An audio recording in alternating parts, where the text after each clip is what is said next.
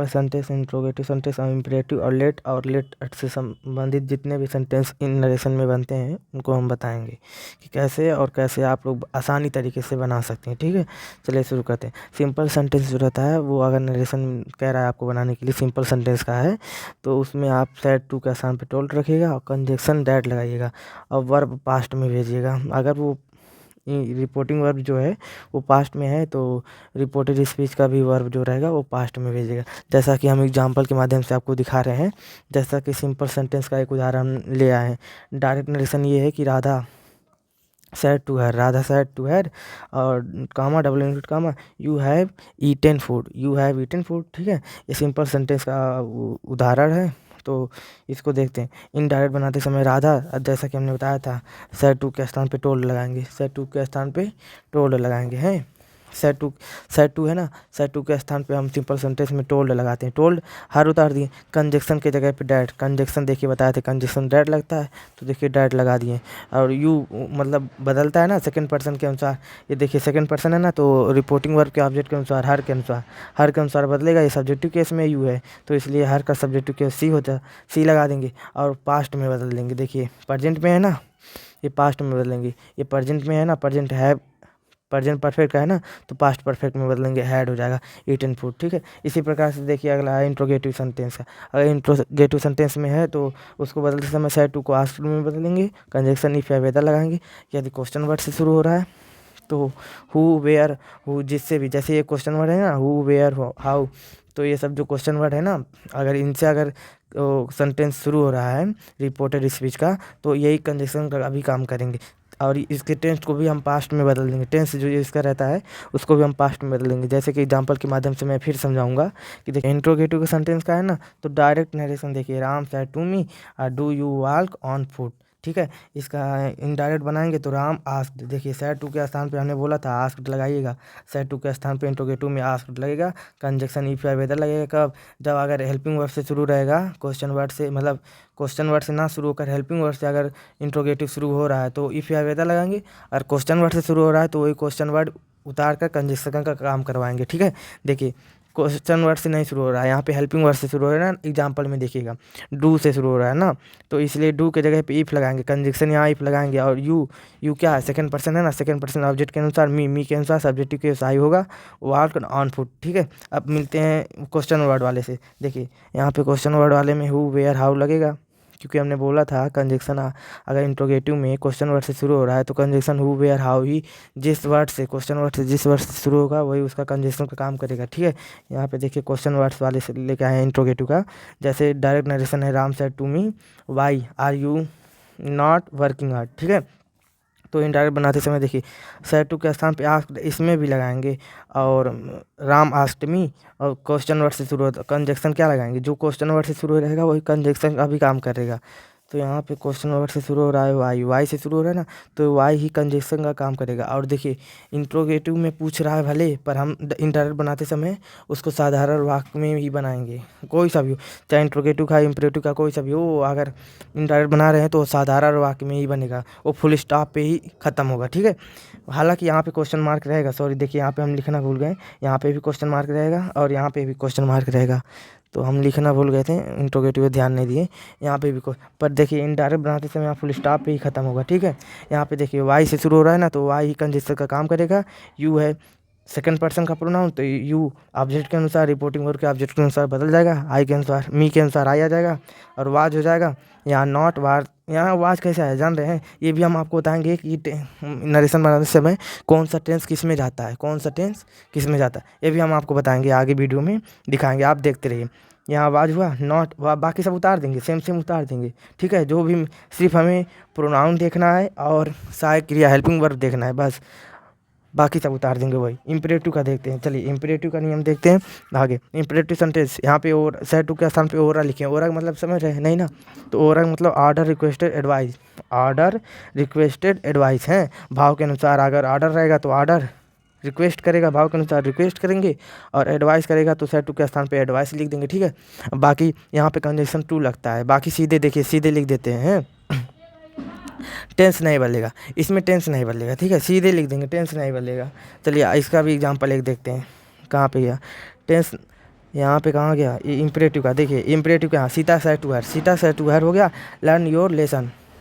ये direct narration है imperative का, ठीक है। इनडायरेक्ट नरेशन बनाते समय सीता एडवाइस, देखिए सीता अपने मतलब सहेली से कहती है कि सीता उससे कहती है, मतलब सहेली है वो हर जो है उससे कह रही है, वो सहेली उसकी होगी, उससे सलाह कर रही है कि पढ़ लो नहीं तो परीक्षा में फेल हो जाओगी, ये वो है कि नहीं।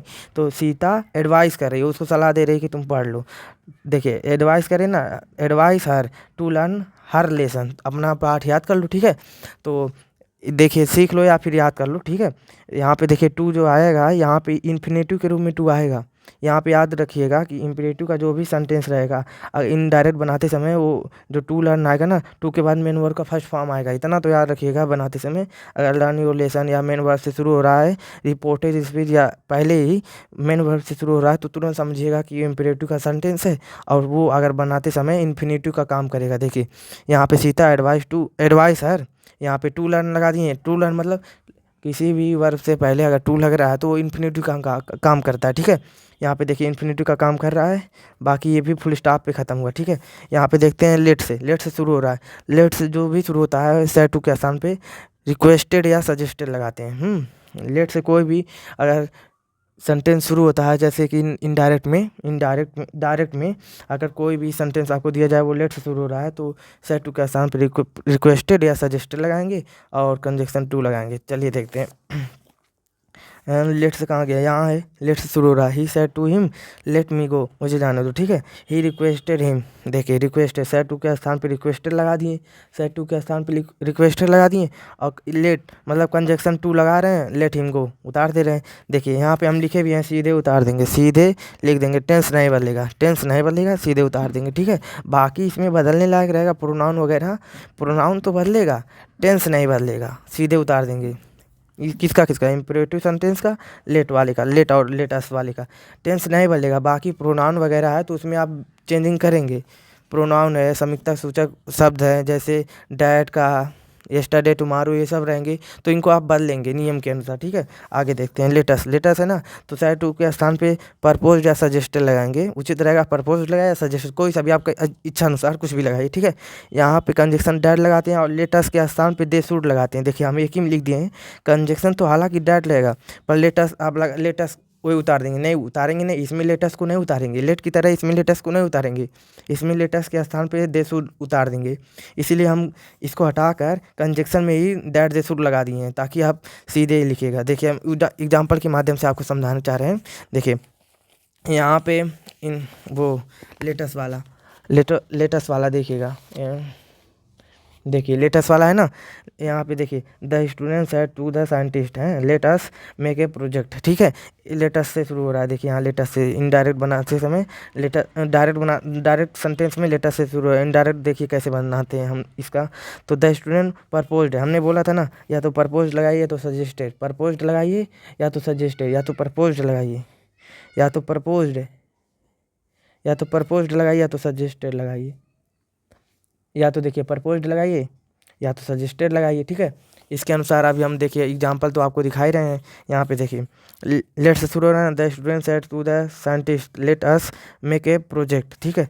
देखिए इनडायरेक्ट बनाएंगे कैसे, द स्टूडेंट प्रपोज्ड, हमने बोला या तो प्रपोज्ड लगाइए तो सजेस्टेड लगाइए, जैसा कि हमने दिखाया भी है। यहाँ पे प्रपोज्ड लगाइए तो सजेस्टेड लगाइए, तो हम यहाँ पर प्रपोज्ड लगा रहे हैं इच्छा अनुसार। और देखिए टू भी लगा रहेगा जब यहाँ पे रिपोर्टिंग वर्ब के मतलब ऑब्जेक्ट में ऑब्जेक्ट दिया रहे, रिपोर्टिंग वर्ब में रिपोर्टिंग वर्ब जो रहता है उसमें ऑब्जेक्ट दिया रहेगा तो टू लगाएंगे, अन्यथा नहीं लगाएंगे।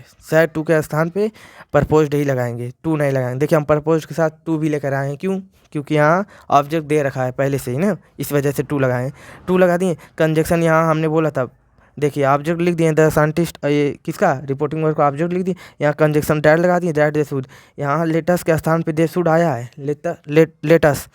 लेटस के स्थान पे डैट दे शुड आया है, डैट दे शुड नहीं सॉरी दे शुड आया है, यहाँ कंजक्शन के रूप में डैट लगा दिए हैं और लेटस के स्थान पे दे शुड लगा दिए। और मेक ए प्रोजेक्टर, वो तो पहले से हम प्रोजेक्टर नहीं प्रोजेक्ट, तो हम पहले ही वो कॉम्प्लीमेंट जो था उसको उतार दिए, वो तो आप जानते हैं कॉम्प्लीमेंट कैसे उतारा जाता है, ठीक है। आगे का वीडियो हम दिखाते हैं कैसे मतलब चेंज ऑफ टेंस कैसे करते हैं, ठीक है, अभी दिखाते हैं। चलिए शुरू करते हैं। देखिए हमने हेडिंग लगा रखा है चेंज ऑफ टेंस, मतलब काल का परिवर्तन, समय का परिवर्तन, समझ रहे हैं। चलिए ठीक है।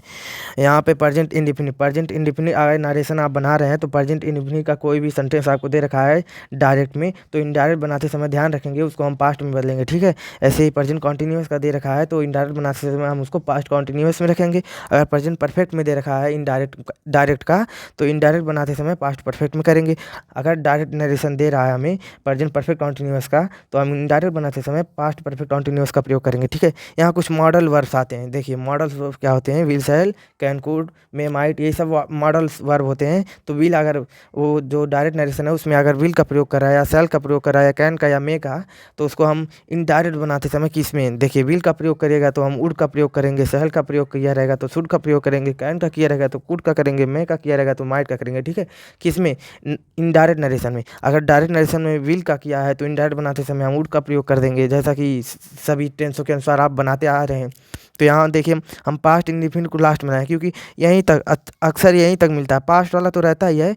पास्ट इंडिफिनिट का पास्ट परफेक्ट में कर देंगे, पास्ट परफेक्ट का या फिर पास्ट कॉन्टिन्यूअस का पास्ट परफेक्ट कॉन्टिन्यूअस कर देंगे, या पास्ट और पास्ट परफेक्ट का और पास्ट परफेक्ट कॉन्टिन्यूअस का देखिए नहीं बनता, इन दोनों का नो चेंज हमने पहले लिख रखा है, इन दोनों का नहीं बनता है, ठीक है।